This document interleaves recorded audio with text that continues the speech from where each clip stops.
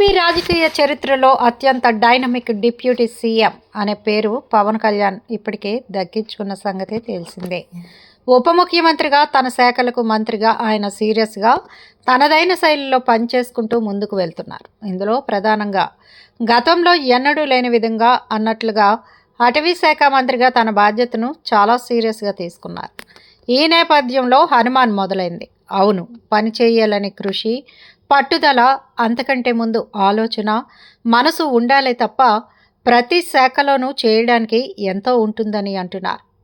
కేబినెట్లో పెద్ద మంత్రిత్వ శాఖ, చిన్న మంత్రిత్వ శాఖ అని ప్రత్యేకంగా ఏమీ ఉండవని, మనసు పెట్టి ఆలోచిస్తే ప్రతి శాఖలోనూ చేయాల్సింది ఎంతో ఉంటుందని చెబుతుంటారు.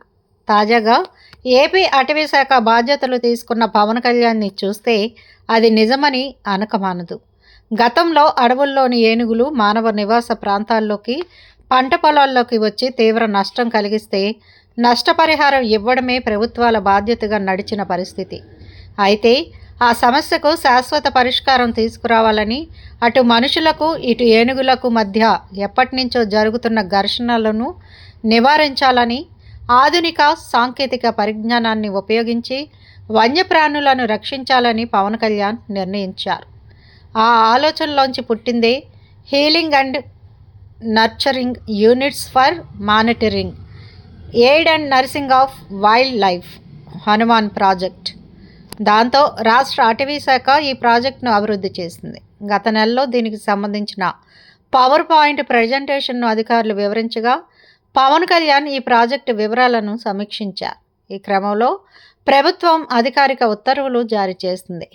మానవ సేవే మాధవ సేవ అని అంటారు. అయితే ప్రకృతి పరిరక్షణ అనేది కూడా పరమాత్మని సేవ అని చెప్పే ఉద్దేశమో ఏమో కానీ ఈ అద్భుతమైన ప్రాజెక్టును పవన్ కళ్యాణ్ తనకు ఎంతో ఇష్టమైన హనుమాన్ పేరుతో కలిపారు. ఈ సందర్భంగా ఈ ప్రాజెక్టును సమర్థవంతంగా అమలు చేయడానికి, దాని లక్ష్యాలను సాధించడానికి పంచాయతీరాజ్, వ్యవసాయం, ఉద్యానవన శాఖలతో అటవీ శాఖ సమన్వయం చేసుకోవాలని పవన్ కళ్యాణ్ సూచించారు. కాగా ఇప్పటికే మడ అడవుల సంరక్షణ కోసం గ్రీన్ వాల్స్ నిర్మించడం, ఎర్రచందనం రక్షణ కోసం కేంద్రం నుంచి 39 కోట్లు పొందడం వరకు పవన్ కళ్యాణ్ ప్రకృతి విషయంలో చాలా సీరియస్గా ఉన్నారనే విషయం చెప్పకనే చెబుతూ ఉన్నారు.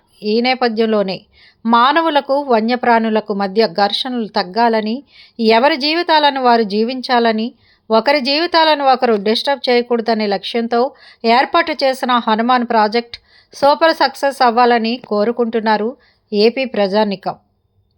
మా వీడియోస్